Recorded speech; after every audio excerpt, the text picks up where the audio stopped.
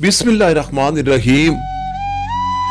हमारे शहर का एक शख्स जब फौत हुआ तो उसे गुस्ल देने वाले आलम ने देखा कि इसका दाहिना कंधा ऐसा था जैसे नूरानी शक्ल वाले बुजुर्ग का चेहरा।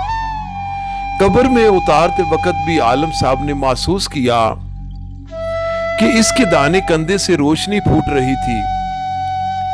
दफन के बाद इमाम साहब इस मुर्दे के घर गए और घर वालों को सारी कैफियत सुनाकर पूछा तो मां ने ये वाकया सुनाया।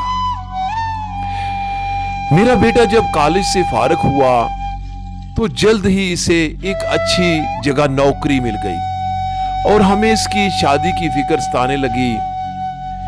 अच्छी नौकरी होने की बदौलत इसके लिए अच्छा रिश्ता मिलने में कोई मुश्किल नहीं थी। हमारे पड़ोस में एक दोनों पांव से माजूर लड़की रहती थी जो हमेशा व्हील चेयर पर रहती थी और बगैर सहारे के कुछ ना कर सकती थी। मेरे बेटे ने कहा, अम्मी मैंने इस लड़की से शादी करनी है। मैंने और बहनों ने बहुत समझाया लेकिन वो ना माना, क्योंकि इसकी मकबूल खूबसूरत लड़कियों को रिश्ते हर जगह मिल जाते थे, लेकिन इस माजूर से कोई भी शादी नहीं करेगा। आखिरकार हमें अपने बेटे की बात माननी पड़ी और इसकी शादी इस माजूर लड़की से कर दी।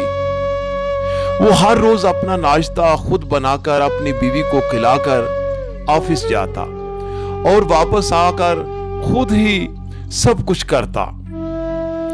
अपनी बीवी को बाथरूम वगैरह लेकर जाने के लिए वो इसे अपने दाहिने कंधे का सहारा देता था और इसलिए इसका दाहिना कंधा चमक रहा था, क्योंकि इसने अपनी जिंदगी की आसाइशें अपनी बीवी के नाम कर दी थी।